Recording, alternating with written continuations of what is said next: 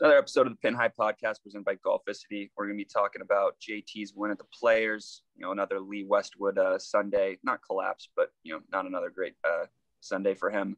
And we're also going to be looking ahead to the Honda Classic over at PGA National with some betting picks from us, as well as beating the bookie and some DFS picks. So let's get into it.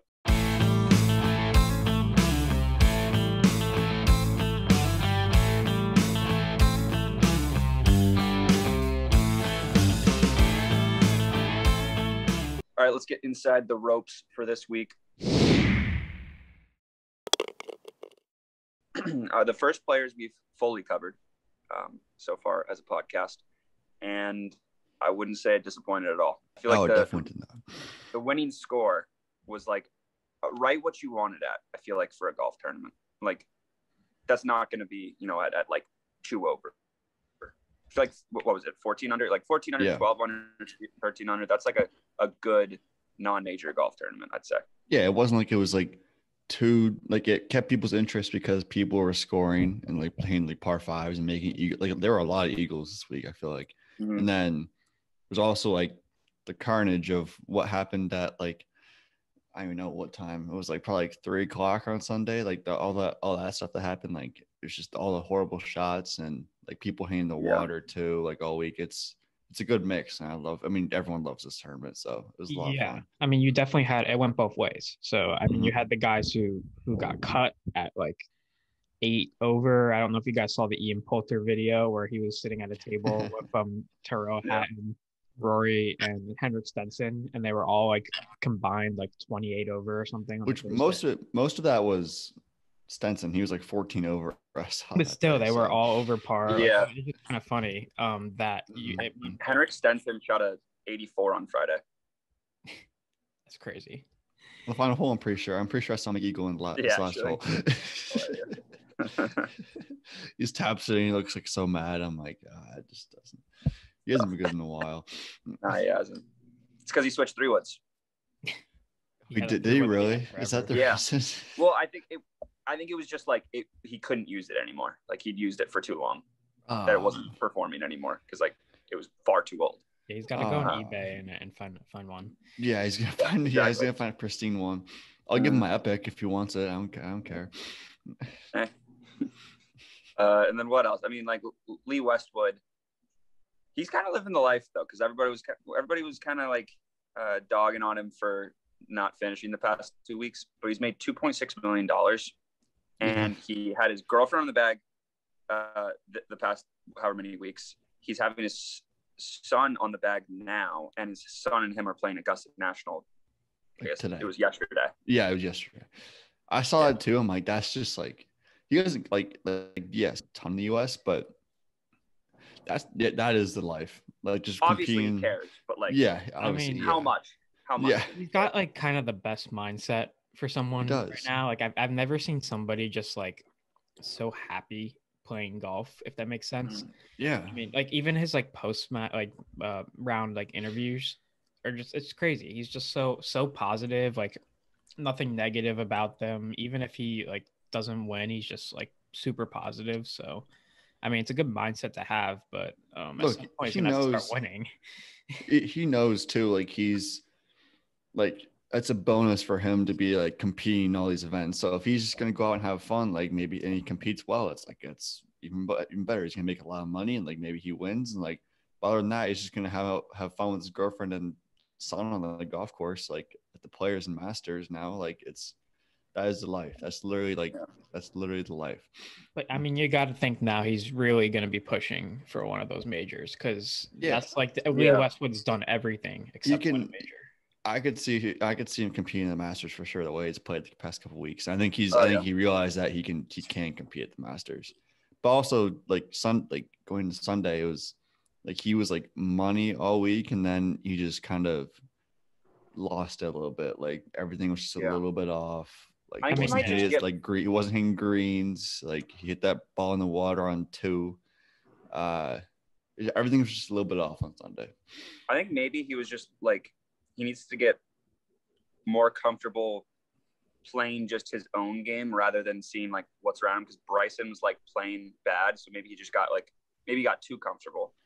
Yeah, I mean, I just don't think his swing was there on Sunday. I mean, no. You had him going right, he was going left, he was double crossing all over the place. Like it was just like he was trying to fix his game on the golf course, and that's like one of the hardest things to do is to. It seemed like every hole, and he was like still doing fine, like he was still making pars, but like it seemed like every hole, he was like slicing it 30 yards right, like he did on 4, or he'd have his approach shot like in the middle of the fairway and then just like push it, like pull it or slice it, like it wasn't, or push it or pull it, like it wasn't on target at all. So, which was not the case in the previous 3 days at all. Yeah. So let's talk about that sequence right there. That 5 minutes of crazy of just craziness. I mean, crazy. So it all starts with Brendan Todd, who's like not really in the tournament at this point, but he's on 17, and like obviously guys have been going in the water on 17 like quite a bit, but like they've been hitting the green and then going into the water. And then you have Brendan Todd. If you look behind me, you just got this. Where he went like way right, like just completely shanked it on 17, and started laughing. I really wish he would have hit it on the little island over there. Yes, I kind of wanted to see if that was playable, like if you could like hop on a little rowboat and go out there and play that. But that would have been. I mean, that was a crazy shot. And then the ages. Of course, like right after that, you have Bryson teeing up, and was he hitting a 3-wood on right? And whatever, I think he was trying to hit like a nice little cut or something, like a low cut, and topped it, just straight completely topped it into the water. Topped it. That was absolutely nuts. I was just like, I didn't believe that it happened. I was like, I didn't believe it either. I was like, no, that had to have like skipped up and just gone into the fairway or something. Mm-hmm. But no, you just see like the splash on the replay, and you're like, how you don't see that.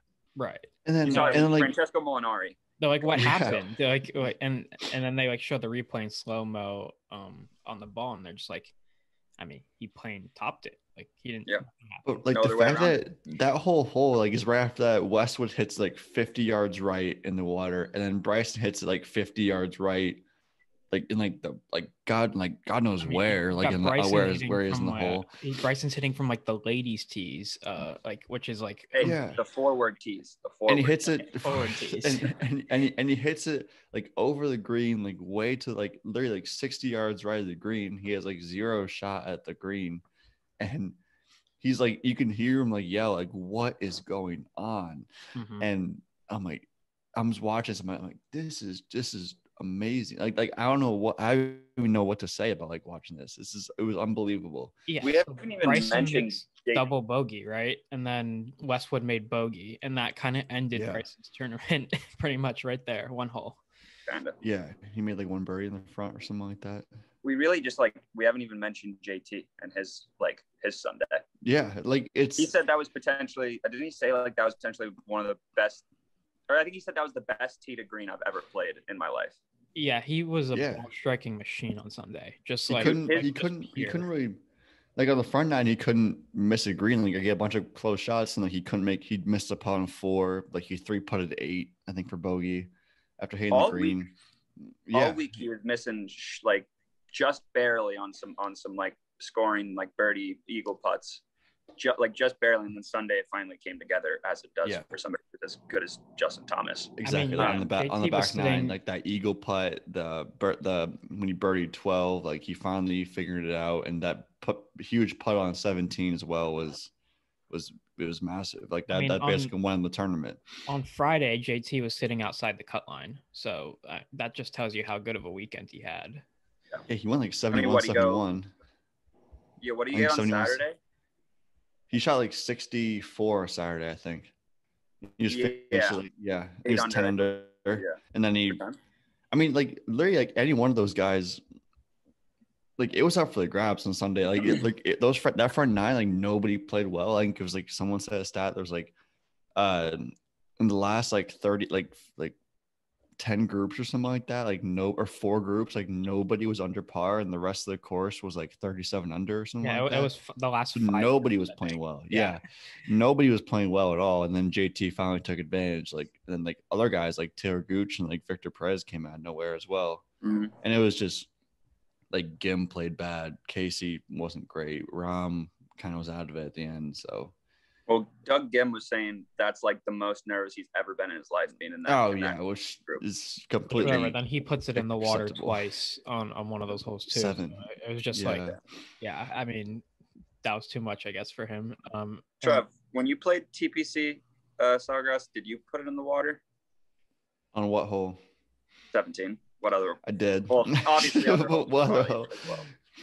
I put it. I put it in the water. I put it in the water on 17. Did you put it straight in the water? Or did you hit the green and roll off? I hit like so fat and hit it straight in the water, and then hit the green and made double. But I made a birdie. I didn't play. I actually didn't. I think I shot like 82 or something like that. So I didn't play bad at all.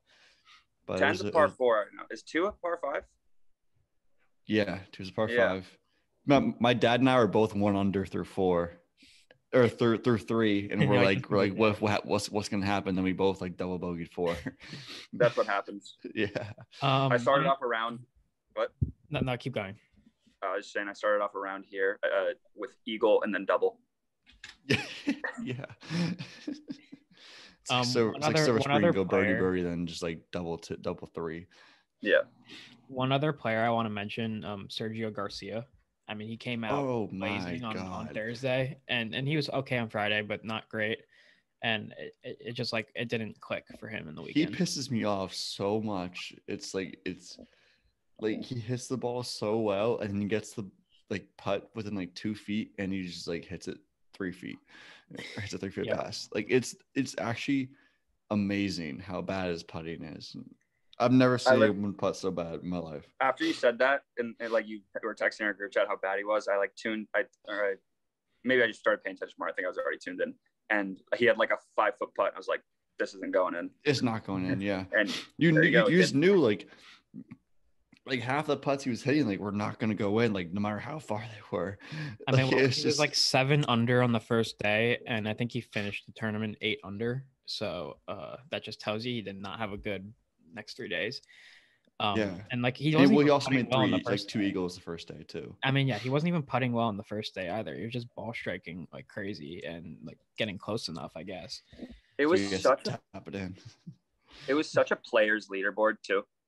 Like you had some top guys, but you also had some just absolute like not random. Yeah, people. I mean you had Brian Harmon, Taylor Gooch was up there. I mean, I'm not sure if Corey Connors is random anymore, but Corey Connors was up there. I'd say to the casual fan, he's random. Sergio Garcia finished 53rd strokes gained putting at the players. I think that's false. I think that's a lie. My lineup last week, my lineup last week, both of them were insane. But like I went with purposely like a weird lineup with like DJ and Rory at the top, and then just like, you know, like lower guys. And Rory gets cut. DJ plays like I think he was like 1 under for the tournament or something. On and off. It was weird. And then I had like Charlie Hoffman, who was all the way up there. Brian Harmon, obviously all the way up there. Corey Connors, I think. I had Corey Connors, who was obviously all the way up there. He was basically like he was leader in the clubhouse for a while. Yeah, he was 6 under on Sunday. Him and Sanjay had the I got a similar strategy going this week too, but we'll get into that later. Mm-hmm. I think, do we want to cover? I want to mention one more thing about JT.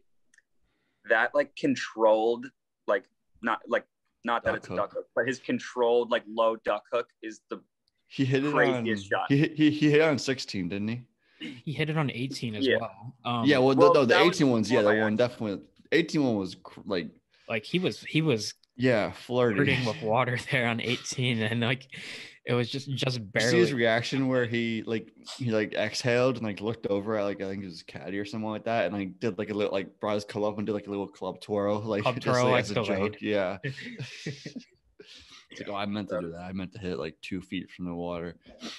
But that shot is sick. It's like you see like the low cuts that people like a lot of people hit.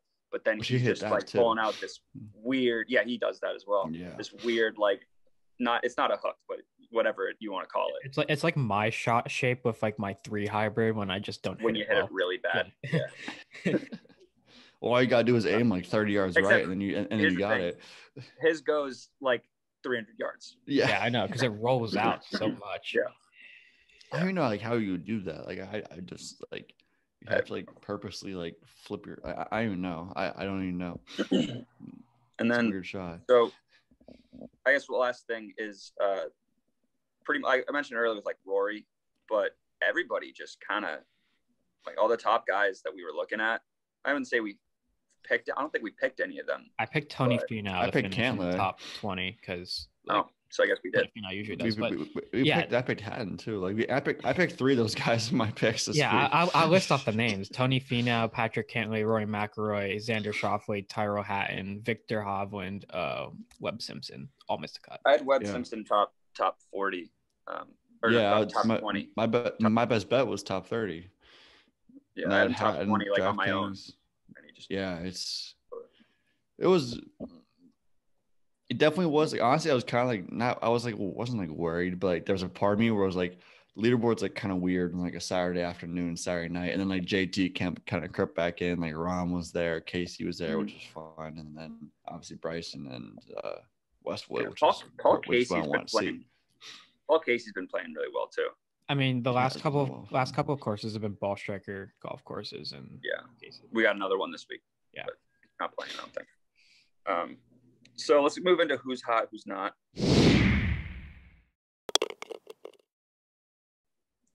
I mean, I feel like it's pretty obvious, like that Lee Westwood and Bryson DeChambeau are like the second past 2 tournaments, obviously like hottest players on tour, just because like final group 2 weeks in a row. Mm-hmm. Yeah, it's pretty hard to do, and pretty rare too. So I was gonna say Lee Westwood, but I don't know. Bryson won one of the weeks, so he did. Really pick your poison for who you think is more hot. I mean, whatever. If Lee Westwood won this week, there could have been like a 30 for 30 on like the Bryson versus Lee. That would have been sick.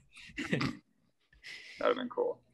Golf movies or something like that. Yeah. And then you want to do the who's not, Jeek? Yeah. So who's not? Joel Damon missed cut in 6 of his last 7, and the one made cut was a T60 at Pebble Beach. So that's really not hot. I don't know how we didn't pull this one out a couple weeks ago, but. I mean, yeah. Sorry, go ahead. Dylan Fratelli, we jinxed him last week. He made the cut. I don't know what we ended up doing during the weekend. I don't know if he got all that relevant, but in the tournament. But okay, so we stay reverse jinxing people in the playing. Congrats to Joel Damon. On making the cut. We're taking you T30 next week at the Honda if you're playing. I think he's got to be. With all those missed cuts. He has to be. No, he's not. I don't think he is. Really? No, I don't think he is. Huh. That's surprising. Sorry. So and whenever he plays next, like we'll take him plus 30 because it's a lot. Yeah, probably like the WG. If he's even in the WG. I don't think who knows? Yeah. The Houston Open, maybe. The Corrales. I think that might be next week. Corrales just sounds like a Puerto Rico Open kind of thing. Like it does. Don't win again. It's in Punta Cana. I mean, like, yeah. I don't know. Honestly, I put Rory in the who's not too, just because of what he said like after he missed the cut. Like he was trying to gain speed like Bryson, and then he lost his swing. Like it got like flat and like over swinging a little bit. Like he was trying to get back to what his his normal swing. Like he said, he got distance. Does Rory really need to? Does he need to gain speed? Like I mean, he doesn't. But that's he doesn't. But Rory's. But that's the whole Bryson thing, though. Like he said he bets he thinks a lot of other people are trying to do it, and like it might come at the detriment of your swing, which is like, and you saw him at the Honda. They're at the Arnold Palmer. Like Saturday and Sunday were just like not good for him at all. I don't know. I don't think Rory needs to gain speed like that. Like he's also just like not as big of a guy as Bryson is. So no, he's not. Like don't know. Like I feel like he's capped at where he is now. He also he doesn't like a mile. His also the thing was he doesn't maybe he doesn't care about the distance as much and speed, but like he said Bryson hitting out of the rough like that at at the US Open is a huge advantage, and he's that's one of the big things. You can hit a rough like Bryson or Brooks, like you're like about to say, you can play anywhere. Yeah. Brooks Koepka is like one of the I feel like he just gains speed when he hits out of the rough. Like he's pretty smooth everywhere else, but when he's out of the rough, he attacks it. So yeah, exactly. Kind of what makes him so good in the US Open. So let's move into People's Champ of the Week. People's Champ of the Week. I don't know if you guys saw this, but on Thursday, Victor Hovland, he was given a 2-stroke penalty for playing the ball in the wrong place. He moved his mark on the green out of another player's line and like literally just forgot to put it back.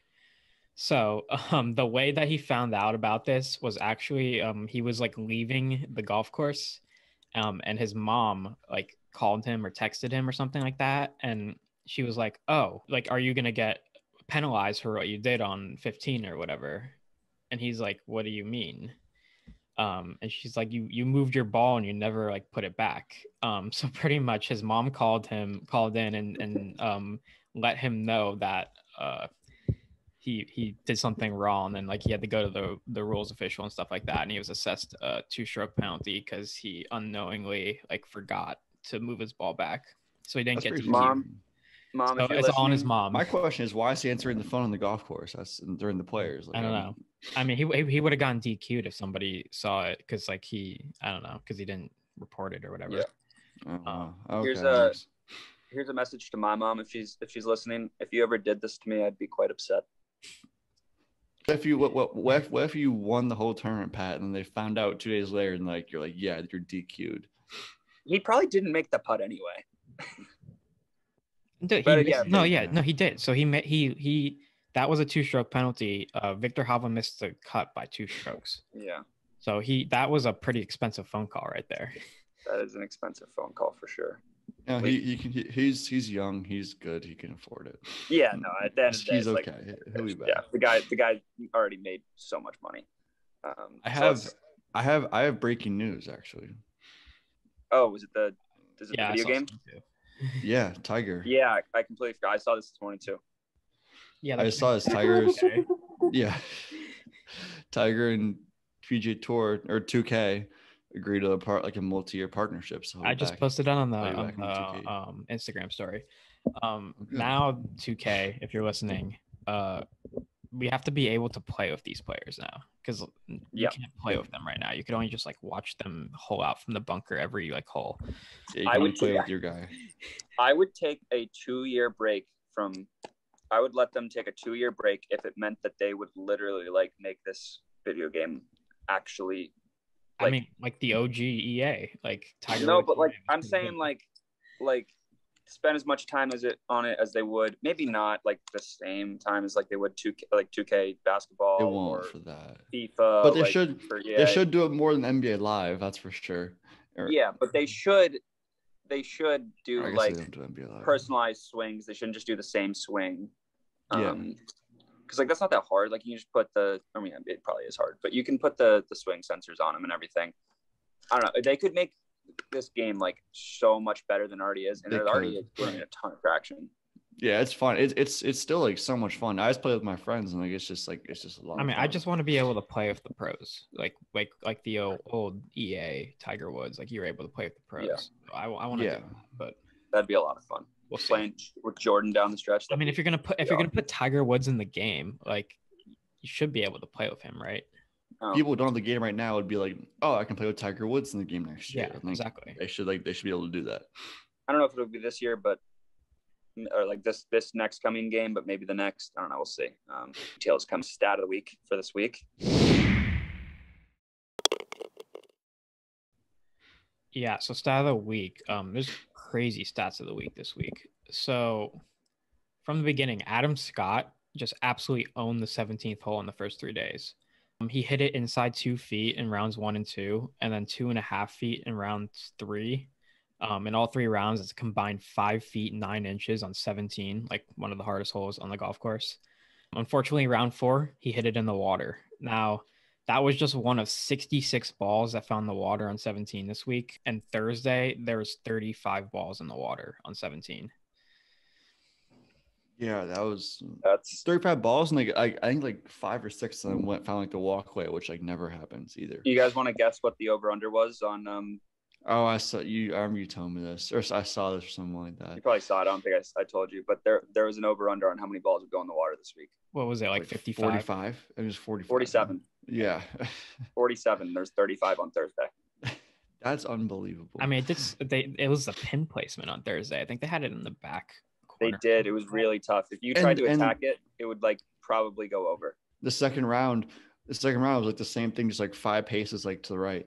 And I think only 7 balls found the water on the second day or something. I need to learn a lesson just a little bit. Well, Sunday is that classic pin location that's of course so tough. Mm-hmm. Yeah. So tough. Who was it? It was that's an awesome pin though. Jeek, you talked about you tweeted about it or something. Somebody just absolutely attacked it. I'm blanking. Was it Corey Connors? Might have been. Somebody just like went directly at it and like almost hit like the wood, but barely carried onto the green. I don't remember. Yeah, I forget who it was, but I do remember that actually. I don't remember who it was, but I forget who it was. But what about DJ? I think DJ went right at it. Did he hit the flag? Oh, he hit on Saturday. He hit the pin, and it bounced all the way into the water. That's crazy. You couldn't hit it. You could almost not hit it better than that, and he got on. Couldn't, and he hit, and he won the water. That's just. I mean, that was just DJ's week. It was unfortunate. Yeah. So on that note, let's get into skins and the course preview with Jeek and everything. But first, a word from Rowback. You probably noticed us wearing some new Rowback merch over the past few episodes. Whether it was the hat both me and Jeek are wearing right now. Trevor has one as well. A pullover or a collared shirt.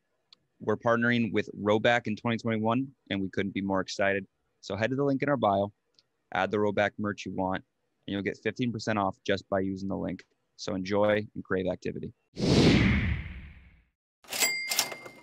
All right, so this week we have the Honda Classic. So last week Trevor played TPC Sawgrass. This week I played PGA National Champion course.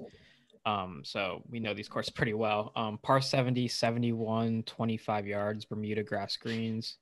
Home of the Bear Trap this week, the 15th, the 16th, and the 17th. One of the most difficult stretches, especially on a Sunday, come in a tournament with the lead. 15 is a par 3, 180 yards over water. 16, par 4, 434. And the 17th, another par 3, 190. Since 2007, Ryan Palmer, I think, is 39 over par at the Bear Trap, which is the most.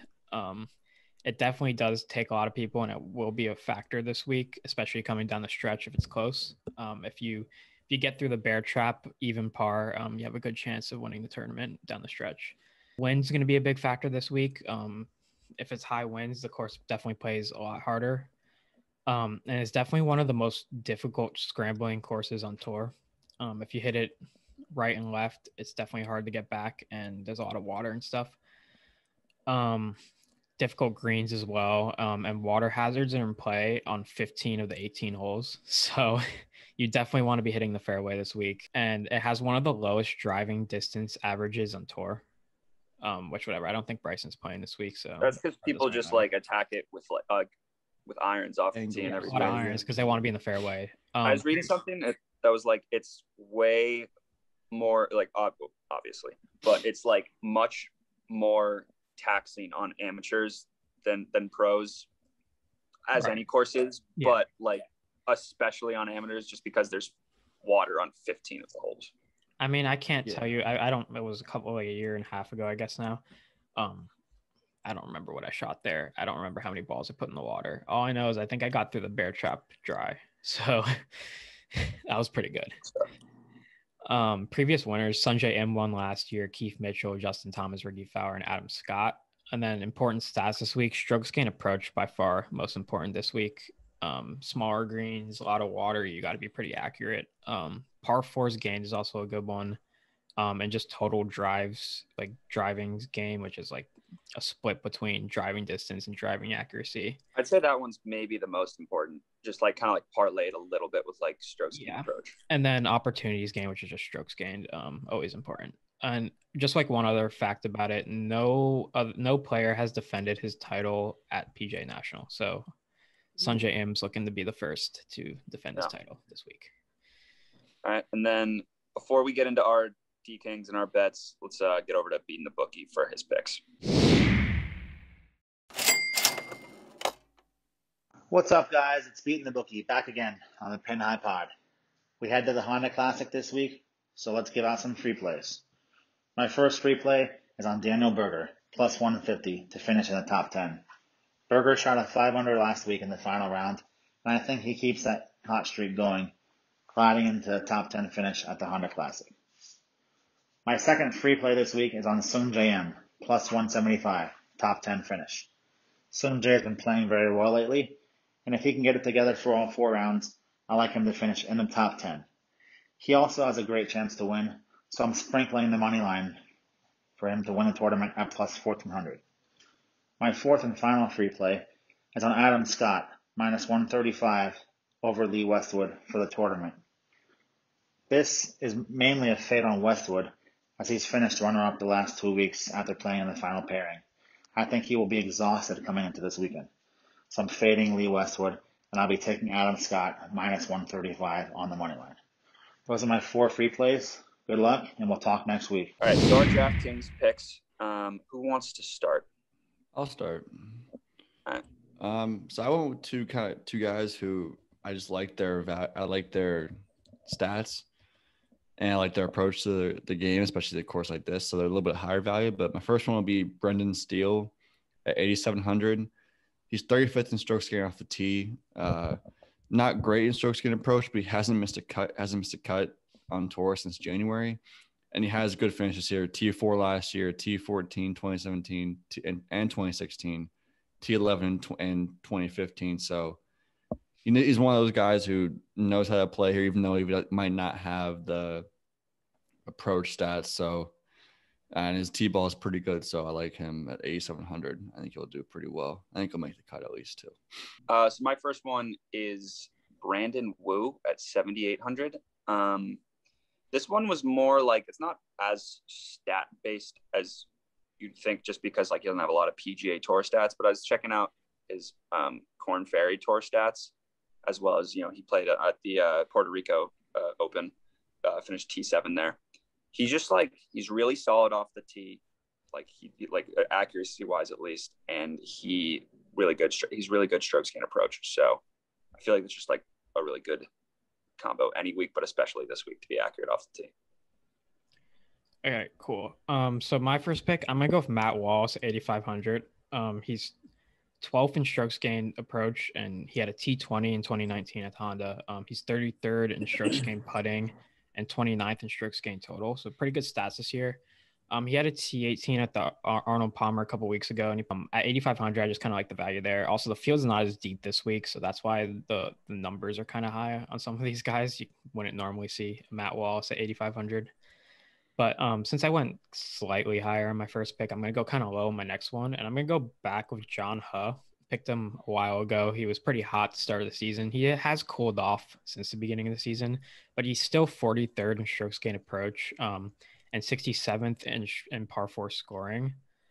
He has played pretty well at the Honda and has he's played it a ton of times. So he has a T14, a T24, T17, a T36. Those are his best finishes. So there's a lot of course history here, and he has played well here. So at 6,900, I'm just gonna go with it. Yeah, and my low guy is Adam Long. So he's not a bomber off the tee, but he's 28th in driving accuracy percentage and 40th in like total driving. So obviously for a guy at 7,100, that's pretty good. And he was T27 here last year and just came off a T22 with the Players. So I kind of like all that combination right there. Very nice. So my low guy, not really low, 8,400. Keegan Bradley, double dipping on him. I went with him last week too. Finished T29. Pretty quick on him, but T29 last week, T10 at Bay Hill, and 7th in strokes gained approach. So he's playing decent for a guy like him who's come on the past couple of weeks, and he's a good approach player. So I like him 8,400 as well. All right, let's get into bets now. Let's go with Jeek. Okay, so 3 skins on the line this week. No one won last week, which is kind of crazy. Yeah. I think that's the first time that's happened since we started like keeping track. So Not great. But so I'm gonna go with Russell Henley to win at plus 3,000. Now this guy is a course horse. Everything kind of points towards him competing well this week. He's 5th in strokes gained approach. He was T8 last year, T20 in 2019, T24 in 2018.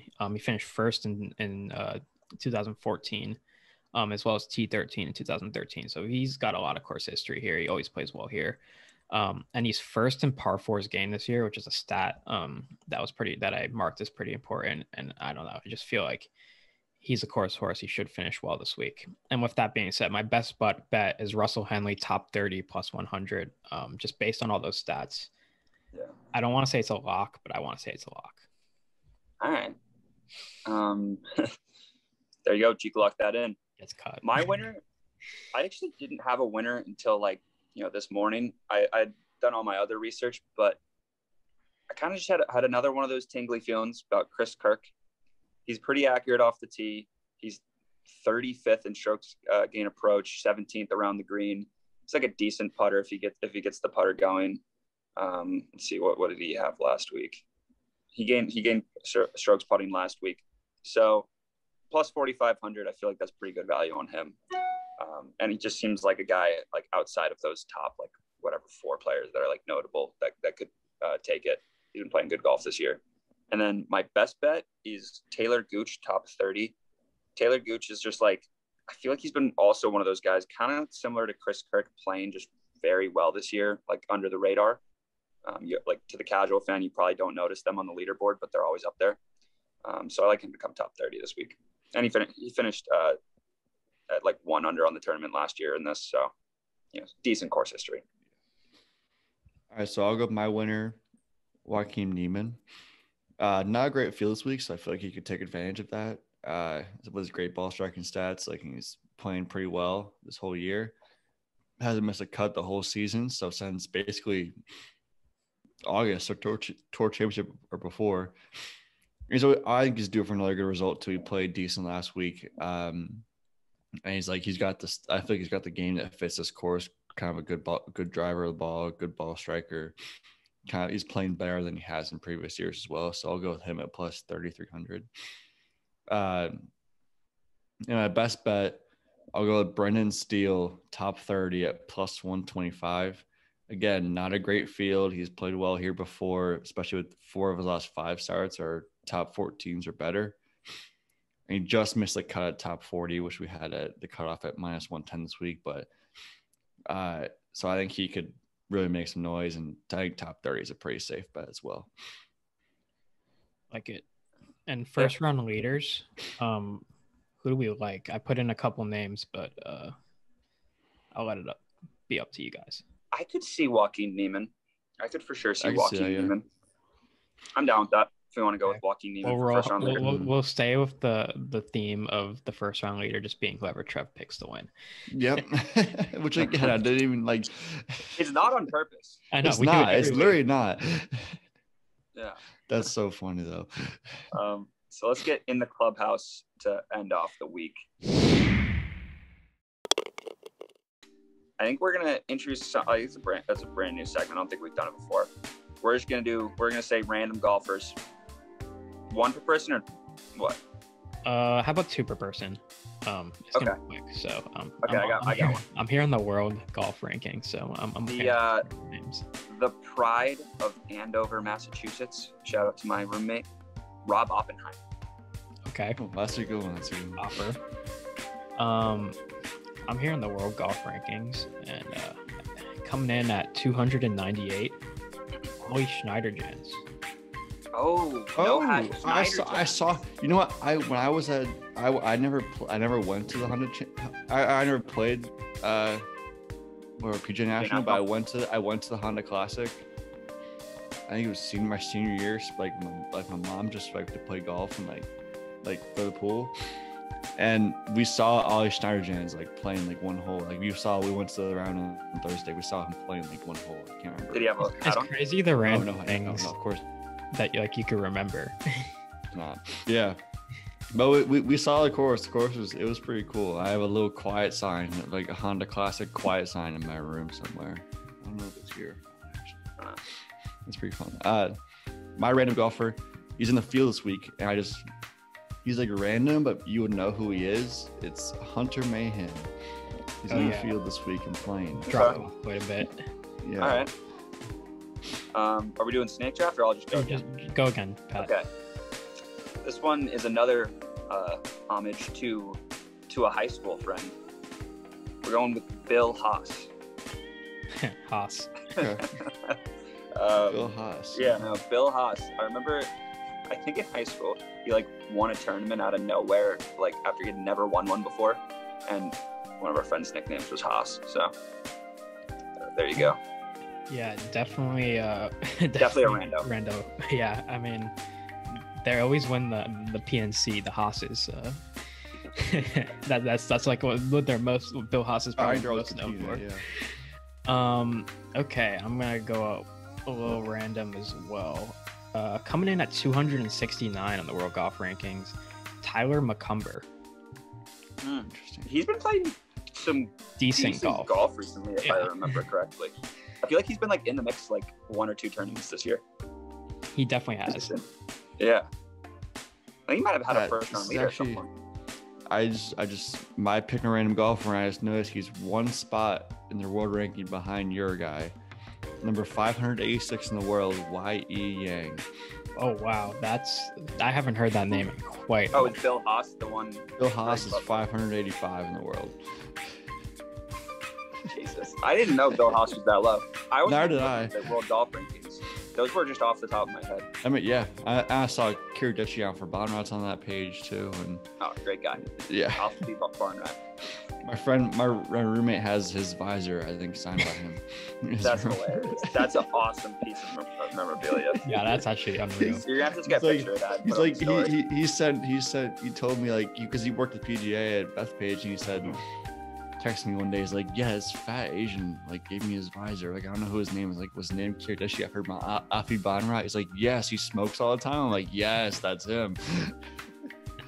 It's so funny. It's so random that he just has his visor out of everything. He doesn't have a glove. He doesn't have like a ball. He has his visor. It's so funny. And then to cap off the week, do we want to do another will he make the cut Joel Damon? Oh, is he playing this week? He's not playing. Oh no, he's not. Okay, how about will he make the cut? Go to the make miss cut on DraftKings is where I'm going right now. I'm on just like the first round leader, because why not? We got some good names in the field this week. You got a Chase Koepka, Hunter Mayhem, which Trevor mentioned. Let's do Chase Koepka. Chase Koepka, will he make the cut? Chase Koepka. No. Yeah, I'm gonna have to go for no. I saw his name was next to Hunter Mayhem. I'm gonna go with yes. Okay. His name was next to Hunter Mayhem. He was plus 1,000 to make top 40. So, sheesh, I don't know. Oh, yeah, he's definitely a long shot. Yeah, cut, but we'll see. That's Pat's best bet of the week, I've heard. So, not what I heard. So yeah, next week. I mean, this is like not the last good tournament, because we also have the WGC event with the match play. Cap off this Florida swim with some good picks, and we'll see you next week at the Mouthwash Open.